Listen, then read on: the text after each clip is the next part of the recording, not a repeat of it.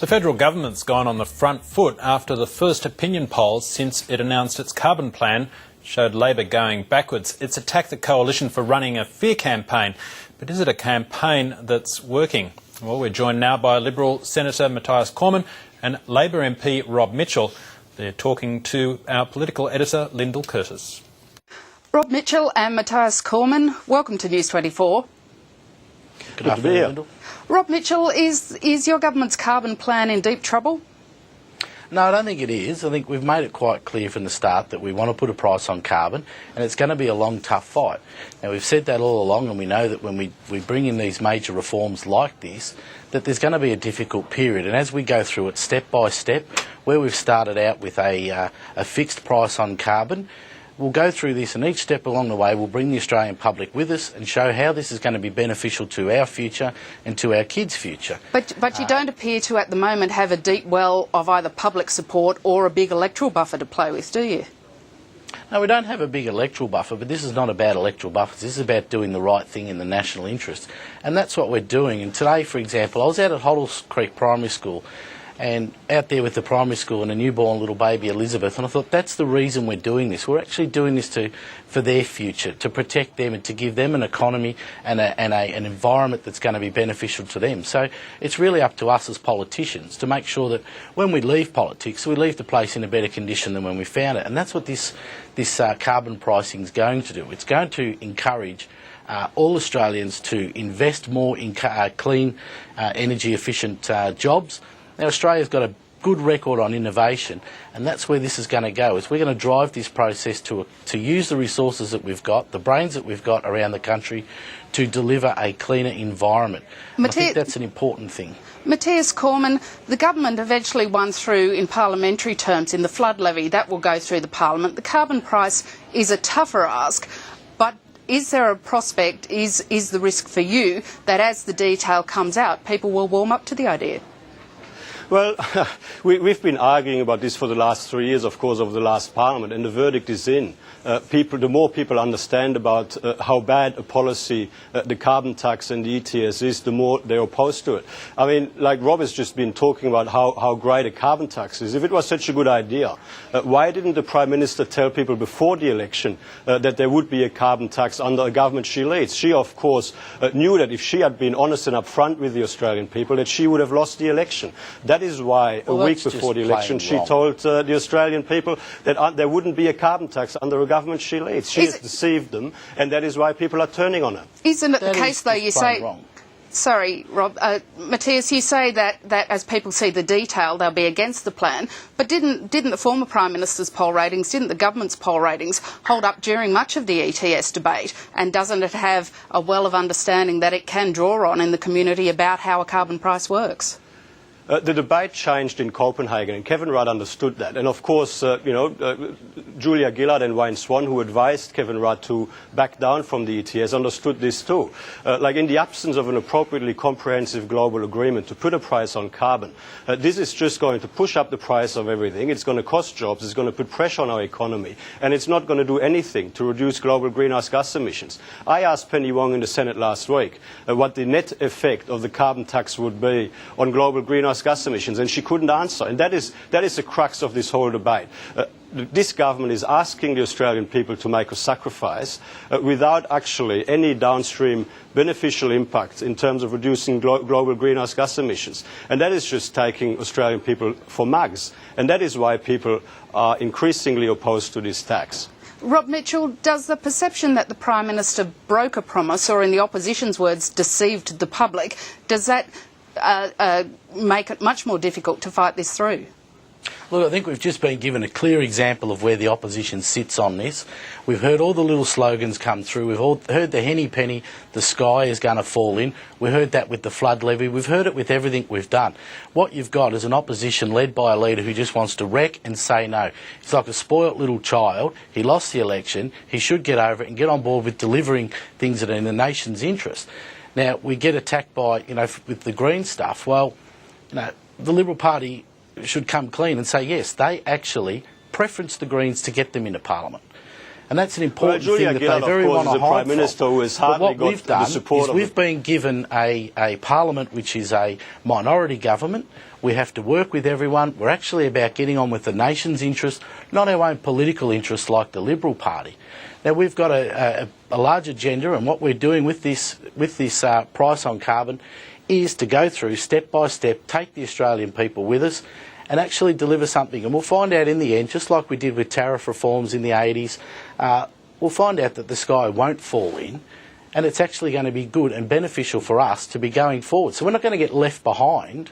We're not leading the world. There is other countries around in Europe that have had emissions trading schemes since the mid-2000s. We've got states in America that are doing it. We're all moving to a cleaner, energy-efficient economies. And we've got the Luddites in the Liberal Party saying, oh no, let's just wait. Let's just not move. Let's wait till everyone else is done and be behind the 8 ball. We're not doing that. We're actually out there saying we've got to do this.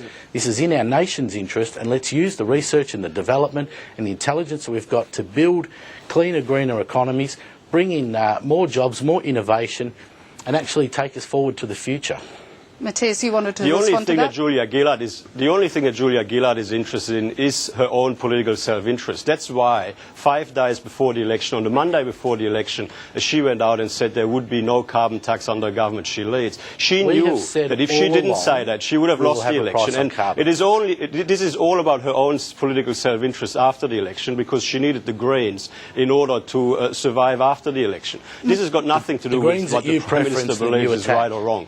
Mathias Cormann, your own scheme, the direct action proposal from the coalition, doesn't look like it has an entirely smooth road either. Tony Abbott, in a speech last night, acknowledged that your plans to put carbon into soil aren't recognised under international agreements. There's no international agreement on how to account for that. Yeah. Does that put a hole in your plans? Well, I mean, I think there's two different issues here. Like, one is what is in the Kyoto Protocol accounting mechanisms, and then there's the question of what actually helps to reduce global greenhouse gas emissions. Our direct action plan is a fully costed policy, which actually helps to reduce emissions in Australia in a way that reduces emissions in the world. But that international agreement to get that reduces emissions in Australia in a way that actually might increase emissions in other parts of the world. So it is actually asking people in Australia to make a sacrifice only to see emissions and jobs shifted overseas. But those accounting rules that would allow you to count carbon sequestered in soil aren't guaranteed, are they? Well, I mean, this is under the past Kyoto Protocol, which is, of course, now up for renegotiation. And clearly, you know, moving forward, that is one of the things that will have to be resolved. But what the fundamental issue here is that we should be reducing emissions in Australia in a way that reduces emissions in the world. And Julia Gillard's carbon tax is not going to do that. Julia Gillard's emissions trading scheme is not going to do that. And because we went through that debate in the lead-up to the last election, having noted that Copenhagen was a failure, having noted that the US is not going to have an emissions trading scheme and is not going to put a price on carbon, that China is not going to have an emissions trading scheme. Clearly, we've got to reconsider the best way forward. That's what happened before the last election. That is why both the coalition and the Labor Party, so the Australian people were led to believe, ruled out a carbon tax before the last election. Rob Mitchell, given that the US and Japan are backing away from cap and trade schemes, given that China is not moving to put a price on carbon through an emissions trading scheme, is it worthwhile taking another look at the other options? Look, it certainly is worthwhile us continuing on the scheme that we're continuing with. Now, we've got states in America that are already moving and already have moved to an emissions trading scheme. But what we've just heard is just unbelievable. We've got, we're going to put carbon underground. Well, Tony Abbott's good at burying his head in the sand. We know that the costings on his direct Tony action, Abbott the is very reaction good at plan, telling the people the and truth that's about why, what a nut scheme your carbon tax is. Mathias, even you couldn't say that without breaking into a smile at Tony Abbott's like that. Well, what we've got is a $20 billion black hole on their scheme to go with their $11 billion black hole from the election. Well, that's the numbers don't that add is up. simply not true. And the simple fact is you've got people like Malcolm Turnbull out there saying that we should have an emissions trading scheme. This is the best way forward. You've got Greg Hunt, the shadow environment spokesperson, out there saying, he wrote his thesis on it to say that we should tax the polluters. And that's what we're doing. If you don't pollute, things have you won't changed be at paying... Copenhagen. And I mean, like, this is something that Kevin Rudd understood, but clearly you guys don't understand.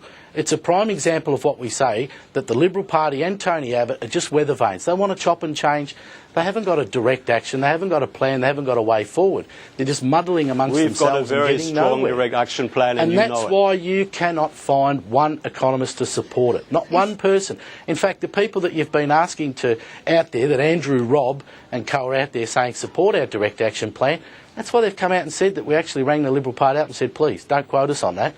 Don't say that we're supporting, because we're not. That's where all the credibility falls down with the Liberal Party when it comes to action on climate change. If I could just break in and chop and change the subject, Joe Hockey and the Governor-General, Quentin Bryce, have both raised the prospect of putting a quota on to get more women onto boards, effectively as a last option. But Mathias Cormann, do you think it should come to putting a quota on, because the number of women represented on boards is still quite low?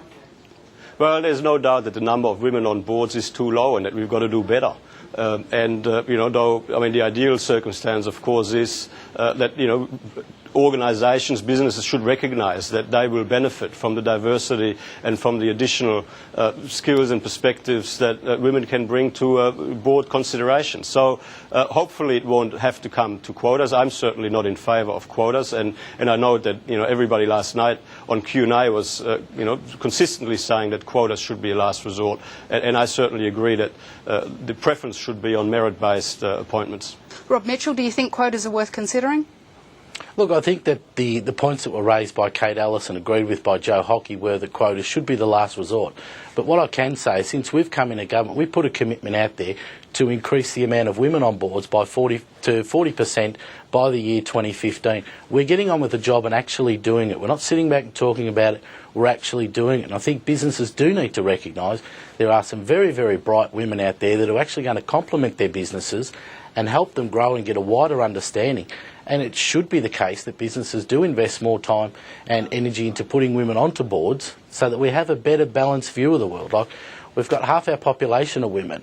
We should really grasp their abilities and use them to the best we can. And that's where we'll leave it today, gentlemen. Rob Mitchell, Mathias Cormann, thank you very much for your time.